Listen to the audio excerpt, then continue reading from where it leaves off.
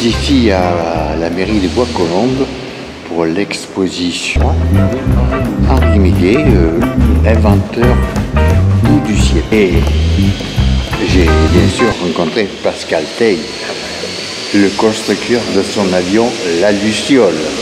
Je vais en profiter pour l'interviewer. Alors, t'en es où? Je suis en train de faire des collages sur la casquette du tableau de bord. Ah, c'est bien. Il avance. Oui, ça avance. Et il y a 2 jours, j'ai fait de l'enduit sur l'entoilage qu'on allait faire ensemble. Donc j'ai fait de l'enduit de diaplan.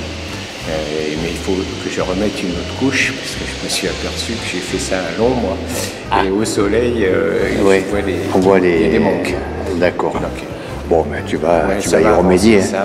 Donc le roulage, c'est encore une fois reporté. Voilà, mais il vaut mieux reporter que s'écraser. Hein. Voilà, c'est ça.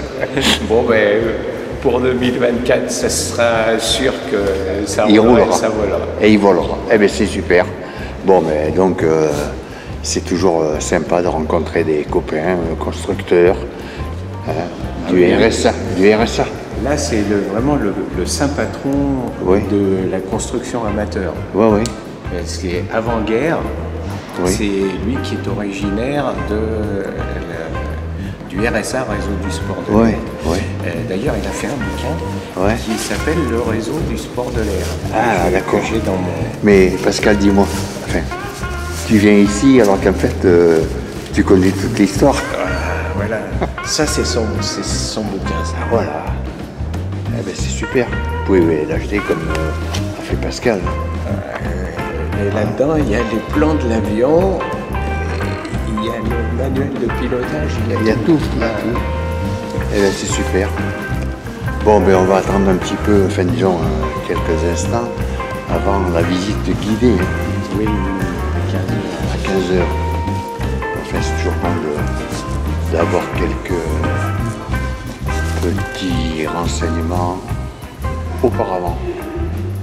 Donc on voit bien que Henri Millet qui a écrit Le Sport de l'Air, pourquoi le RSA, Réseau du Sport de l'Air, et pourquoi et comment j'ai construit le Pouls du ciel.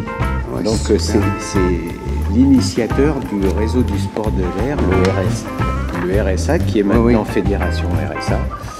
Et donc c'est tous les gens qui construisent en amateur.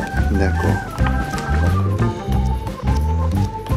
Franchement, c'était vraiment une belle machine avant-guerre. Il y a plein de personnes qui en ont construit, même dans les pays étrangers. Oui, j'ai vu le succès mondial.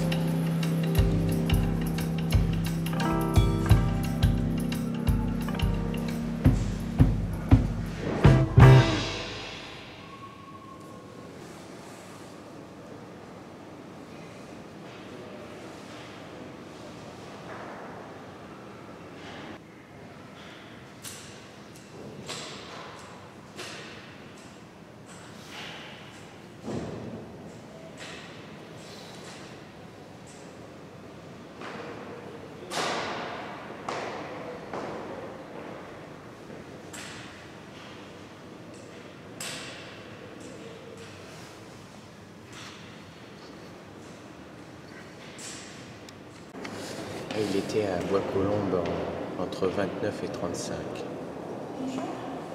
Bonjour. Oui, ça.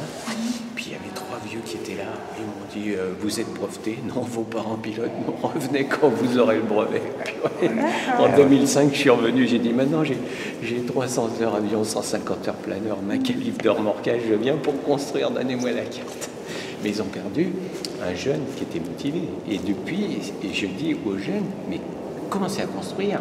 Parce que, de toute façon, c'est du travail de longue haleine. Et le temps qu'ils aient construit leur avion, ils ont largement le temps de passer le brevet. Ouais. Ça peut, parce que il faut déjà s'infuser toute la documentation. Oui, il faut rentrer dans la matière, il faut savoir comment on la ponce, parce qu'on ponce le bois toujours dans le sens du fil, jamais en travers, pour pas casser les fibres du bois. Donc il y a des techniques, et la technique, et on apprend ça avec les autres, on apprend parce qu'on ne connaît pas tout, n'est-ce pas Pierrot?